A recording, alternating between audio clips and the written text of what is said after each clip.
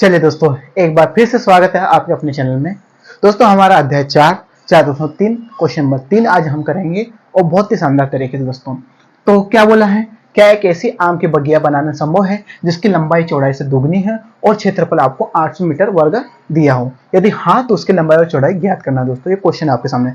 दोस्तों, पहले आप लोगों को इक्वेशन बनाना पड़ेगा, समीकरण बनाएंगे पड़ेगा, फिर आप उसको सूत्र विधि या फिर गुणनखंड विधि से, दोनों विधियों में से किसी एक विधि का यूज करके आप इसको दोनों लंबाई और चौड़ाई निकाल सकते हो दोस्तों। तो आपको इक्वेशन बनाना आता होगा दोस्तों, और नहीं आता तो आप इसमें समझ लेना दोस्तों। ठीक है, इक्वेशन क्या होता है, जैसा क्वेश्चन बोलते जा रहा है आपको बस वैसे वैसे दोहराते जाना, वैसे वैसे करते जाना दोस्तों।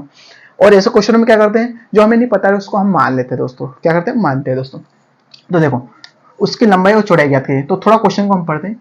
ये तो हो गया लाइन, ठीक है, संभव है जिसकी लंबाई चौड़ाई से दोगुनी है। चौड़ाई से, अगर हमें चौड़ाई पता चल जाए तो हम उसका दोगुना करके लंबाई नहीं ज्ञात कर सकते दोस्तों? कर सकते ना। तो हम पहले चौड़ाई को मानेंगे x। हल माना, चौड़ाई क्या मान लें हम, x मीटर। ठीक है, तो क्या बोला है कि जिसकी लंबाई चौड़ाई से दुगनी हो, तो लंबाई क्या हो जाएगी दोस्तों, जब हमने चौड़ाई x मान ली तो लंबाई क्या होगी, 2x, मतलब गुना हो जाएगा ना। मतलब चौड़ाई के मान लो कुछ समय के लिए आपने 2 मान लिया। क्या मान लिया, 2। जिसकी लंबाई चौड़ाई से दोगुनी है, तो चौड़ाई से 2 गुना मतलब इसमें 2 का गुना कर दो, तो आपको क्या मिले, ये क्या है चौड़ाई, इसको 2 गुना कर दिया तो लंबाई मिल गई आपको। सिंपल सी बात। तो हमने उसको क्या मान लिया, x। हमें नहीं पता इसलिए हमने x मान लिया। अब क्या बोला प्रश्न ऐसा, तो क्षेत्रफल आपको 800 मीटर वर्ग दिया दोस्तों। तो एक बगिया जो होती है दोस्तों, आयताकार आकार की होती है। कितने, आयताकार आकार की दोस्तों, क्योंकि तभी आपको यहाँ पर क्षेत्रफल आपको दिया 800 मीटर वर्ग। तो हम लिखते हैं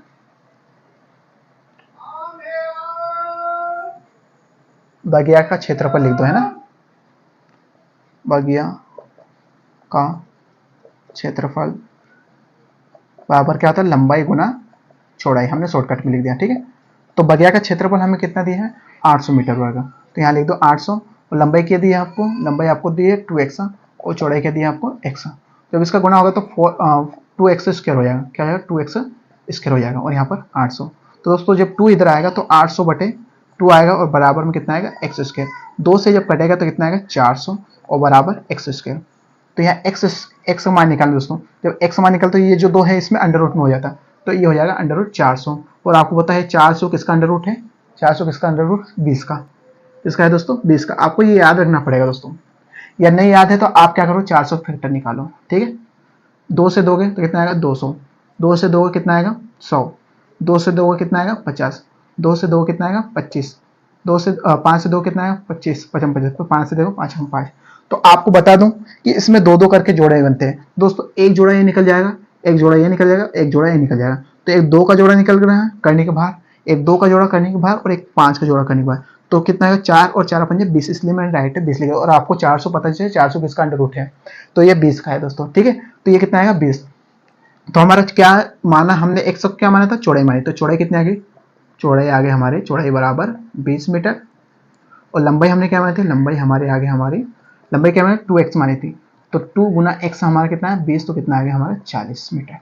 तो दोस्तों ये हमारी लंबाई और चौड़ाई आ गई। तो हमने लंबाई और चौड़ाई ज्ञात कर लिया दोस्तों। और एक ऐसे आम के बगिया बनाने संभव है, तो बिल्कुल संभव है दोस्तों, क्योंकि हमें मिल गया लंबाई और चौड़ाई, हम बिल्कुल बना सकते हैं। ठीक है, तो यह हमारा क्वेश्चन नंबर 3 था, इसमें कुछ नहीं था दोस्तों। आप इसको फटाफट अच्छे से उतार लो। क्वेश्चन नंबर 4 हम स्टार्ट करते हैं दोस्तों। ठीक है,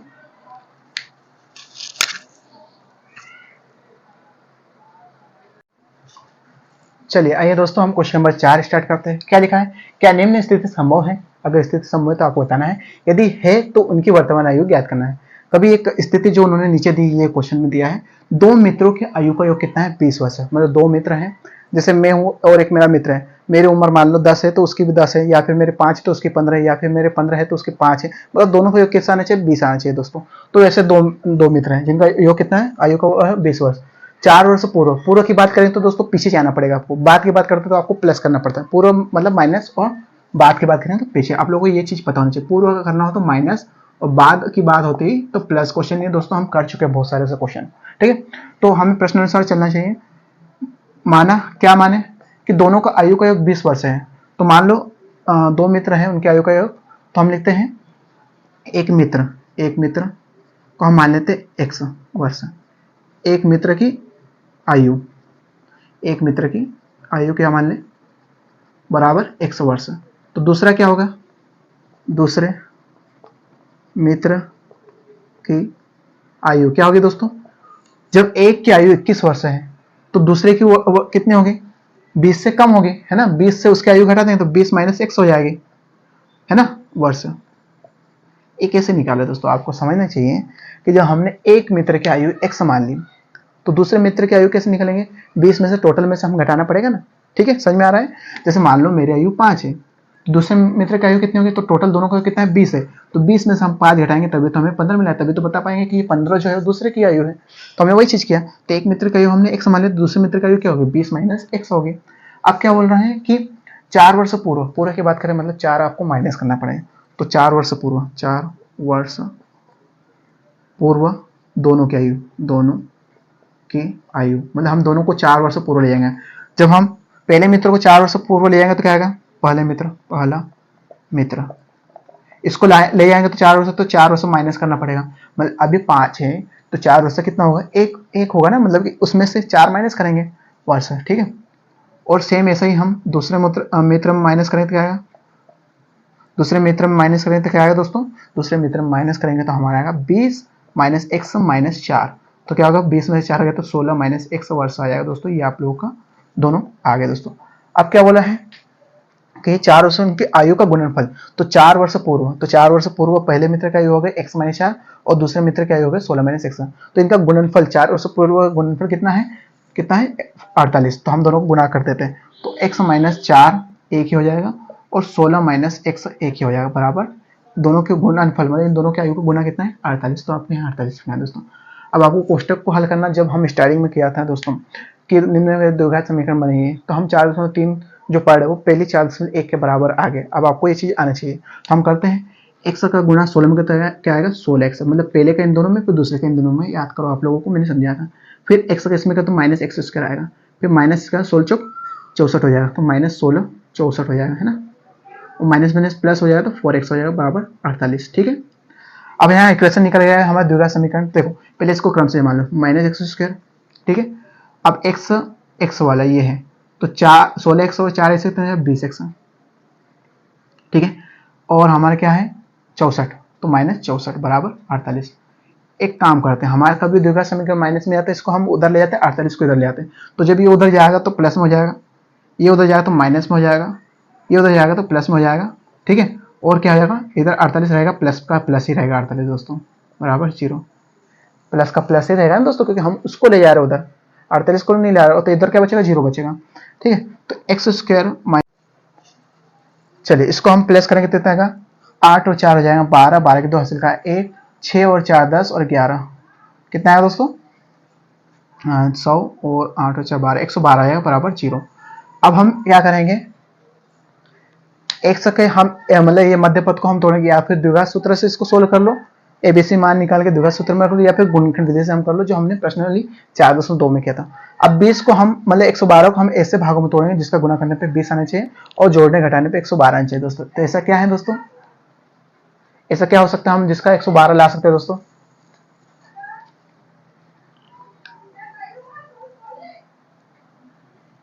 क्या ला, चलिए तो हम एक काम करते हैं कि इसका हम द्विघात सूत्र से करने का देखते हैं। तो द्विघात सूत्र करने से पहले हम इसको प्रकृति देखते हैं, प्रकृति होगी या अस्तित्व होगा तो ही इसको हल करेंगे, नहीं तो नहीं करेंगे। तो हम द्विघात सूत्र से तुलना करेंगे, तो द्विघात सूत्र या द्विघात समीकरण से तुलना करेंगे, तो समीकरण क्या होता है x square plus b x plus c बराबर 0। तो ए का मान क्या निकलेगा दोस्तों, ए का मान इसका एक्स स्क्वायर गुणा करते हैं, ए के स्थान में कुछ नहीं मतलब 1 होगा, बी का मान क्या निकल गया -20 और सी का मान क्या निकल गया दोस्तों 112, ये आपको पता होना चाहिए। तो व्युत्कर क्या होता है, व्युत्कर होता है, हम मैं इधर करवा रहा हूँ डी स्क्वायर, डी बराबर प्रकृति है ना, चेक करना अपने को है ना, तो प्रकृति, तो डी बराबर होता है बी स्क्वायर माइनस 4 AC।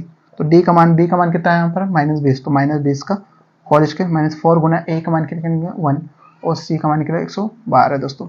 तो डी बराबर इसका क्या आएगा 400 आएगा, कितना आएगा 400, 20 का वर्ग होता है 400 माइनस इसका 4 में गुना तो 4 एकम 4 और इसमें कर दो 4 में 4 दोनों 8, 4 एकम 4 और 4 एकम 4 दोस्तों, तो डी बराबर कितना आएगा, -48। क्यों -48? देखो 400 में से 448 तो नहीं घटा, 448 में से 400 घटा दो कितना आएगा, 48, और बड़े का चिन्ह लगाना जरूरी है। और डी का मान क्या आ गया दोस्तों, माइनस में, और जब माइनस में आ गया तो क्या होगा, यह स्थिति संभव नहीं है। यहाँ मूलों का अस्तित्व नहीं है, क्योंकि डी का मान क्या होगा, डी का मान 0 से छोटा है, और जब छोटा है तो यह स्थिति संभव नहीं है।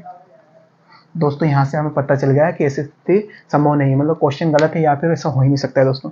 तो क्या निम्न स्थिति संभव है, तो हमने देखा यह स्थिति संभव नहीं है। अगर संभव नहीं है तो हम उसके आयु नहीं निकाल सकते और उसकी वर्तमान आयु ज्ञात नहीं कर सकते दोस्तों।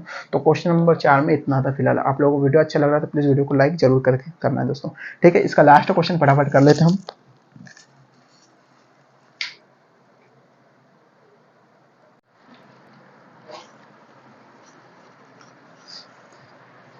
चलिए दोस्तों, अब इस चैप्टर का, इस प्रश्नावली का लास्ट क्वेश्चन करते हैं। इसी के साथ हमारा अध्याय 4 द्विघात समीकरण समाप्त होगा दोस्तों, ठीक है। तो चलिए फटाफट कर लीजिए। क्या परिमाप आपको दिया है 80 मीटर तथा क्षेत्रफल आपको दिया है 400 मीटर वर्ग के एक पार्क का बनना संभव है? यदि है तो उसके लंबाई और चौड़ाई ज्ञात कीजिए। आपको लंबाई और चौड़ाई ज्ञात करना है दोस्तों। तो ऐसा हो सकता है क्या, 80 मीटर परिमाप और 400 मीटर एक पार्क का बनना संभव हो सकता है? आपको क्वेश्चन में पूछा है दोस्तों। तो उसकी लंबाई और चौड़ाई ज्ञात कीजिए। तो आपको बता दूं कि परिमाप का सूत्र होता है, परिमाप बराबर होता है 2 गुना लंबाई प्लस चौड़ाई। आप लोगों ने आयत का परिमाप वाला सूत्र पढ़ा होगा दोस्तों, ठीक है। और क्षेत्रफल क्या होता है, क्षेत्रफल भी पता है आपको, लंबाई गुना चौड़ाई। आपको ये दोनों याद होना चाहिए दोस्तों, है ना। तो हमें क्या है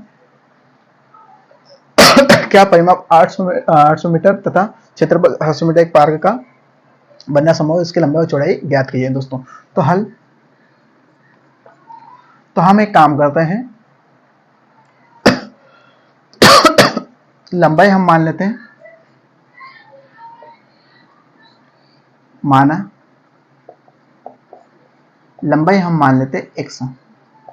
क्या मान लें, x, ठीक है। लंबाई क्या मान लें हम, x, ठीक है। तो परिमाप क्या आ जाएगा, परिमाप बराबर क्या होता है 2 लंबाई प्लस चौड़ाई, लंबाई प्लस चौड़ाई। तो यहां से हमारा परिमाप कितना है, 80, कितना है परिमाप 80। तो 80 रख देंगे बराबर 2, लंबाई क्या माने हमने x प्लस चौड़ाई, चौड़ाई को हम चलो चौड़ाई रहने देते हैं, ठीक है। तो यहां से क्या निकल जाएगा हमारा, यहां से हम एक काम चौड़ाई का मान निकाल लेते हैं, ठीक है। तो 80 बराबर 2x प्लस 2 चौड़ाई हो जाएगी दोस्तों, दोनों बढ़ जाएगी। या फिर एक काम करते हैं, सबसे बढ़िया तरीका 2 को बटे में ले आते हैं, 2 बटे में चलेगा, यहाँ पर यहाँ बचे x प्लस चौड़ाई, ठीक है। 2 से कट जाएगा तो 40 बचेगा, 40 बराबर x प्लस चौड़ाई। तो चौड़ाई क्या निकल गया दोस्तों, ये प्लस में है चौड़ाई के, तो इधर आएगा तो माइनस में, तो 40 माइनस x बराबर चौड़ाई। तो चौड़ाई हमारी निकल गई दोस्तों यहाँ से 40 माइनस x, और लंबाई हमने क्या लगाई थी, x। अब हम लगाएंगे क्षेत्रफल का सूत्र। तो क्षेत्रफल होता है, क्षेत्रफल बराबर लंबाई गुना चौड़ाई, और क्षेत्रफल हमें दिया है 400, तो 400 लिखा, लंबाई हमने मानी थी x गुना चौड़ाई हमारा आया 40 माइनस x, इस प्रकार से, ठीक है। अब 400 बराबर x का जब अंदर गुना हो तो 40x बनेगा, और x का जब इसमें गुना तो x स्क्वायर बनेगा दोस्तों। तो हमें द्विघात समीकरण बनाना, तो एक काम कर सबको इधर ले आता हूं। जब x स्क्वायर इधर आएगा तो x स्क्वायर प्लस में हो जाएगा, ये 40 इधर आएगा तो माइनस 40 बन जाएगा, और ये 400 इधर आएगा तो प्लस का 400 ही रहेगा दोस्तों, और इधर बचेगा 0। अब हम करेंगे 40 को ऐसे भागों में बांटेंगे जिनका गुणा करने पे हमें 400 आना चाहिए, जोड़ने घटाने में 40 आना दोस्तों। तो ये दो ही संख्या है, 20 गुना 20।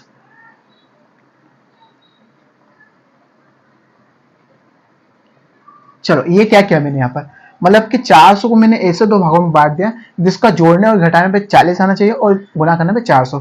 तो हमने 20 और 20 ले लिया, 20 और 20। देखो जब इसको हम जोड़ेंगे तो कितना आएगा, माइनस माइनस क्या होता है, माइनस माइनस नहीं लगाएंगे दोस्तों, क्योंकि हमें प्लस चाहिए। अगर मैं एक का चिन्ह प्लस कर दूं तो प्लस माइनस तो घट जाएगा, तो एक का चिन्ह माइनस, एक का चिन्ह माइनस, दोनों का। तो अब देखो इनका गुणा करेंगे तो कितना आएगा, 400 आएगा 20 का, और माइनस माइनस प्लस, प्लस का 400 मिल गया। अब इनको माइनस माइनस क्या होता है, प्लस होता है, तो 20 और 20 कितना होता है, 40 माइनस का, ये इस प्रकार से आएगा। अब कॉमन क्या निकलेगा, यहाँ से x निकलेगा इन दोनों में, और इन दोनों में से कॉमन निकालना, गुणनखंड विधि से कर रहे हैं, है ना। कौन सी विधि से, गुणनखंड विधि, चाहो तो लिख दो गुणनखंड विधि से, ठीक है। तो यहाँ x से कॉमन निकलते x माइनस यहाँ बचेगा 20, और जब यहाँ 20 कॉमन निकलेगा तो यहाँ बचे x, और प्लस में 20 से जब हम 400 को डिवाइड करें तो बचेगा 20, प्लस माइनस में बचेगा दोस्तों, तो माइनस प्लस माइनस। और मैंने क्या बोला, गुणनखंड विधि में जो यहीं रहता है वही का वही यहाँ रहता है, पिछले वीडियो में मैंने समझाया दोस्तों। अब हमारा क्या होगा कि x माइनस 20 एक ये बनेगा, और x माइनस 20 एक ये बनेगा, ठीक है। क्यों,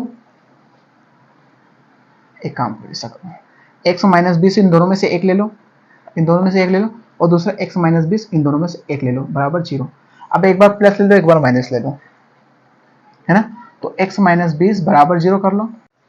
तो दोस्तों x बराबर 20 बराबर 0 कर लो, और x माइनस 20 बराबर 0 कर लो। तो x मान क्या निकल गया, 20 उधर जाएगा तो प्लस का 20 हो जाएगा, और जब ये इधर जाएगा 20 तो प्लस हो जाएगा, प्लस का 20। दोस्तों ये हमारे x मान निकल गया, और x क्या माना हमने, लंबाई। तो लंबाई हमारे निकल के आई, इन दोनों में समान है दोस्तों, एक कोई सा भी ले सकते हैं। हाँ सॉरी, इसमें प्लस और माइनस आएगा दोस्तों, एक प्लस का आएगा, एक माइनस का आएगा, माइनस माइनस प्लस, ठीक है, ठीक है, यहाँ पर कोई दिक्कत नहीं है।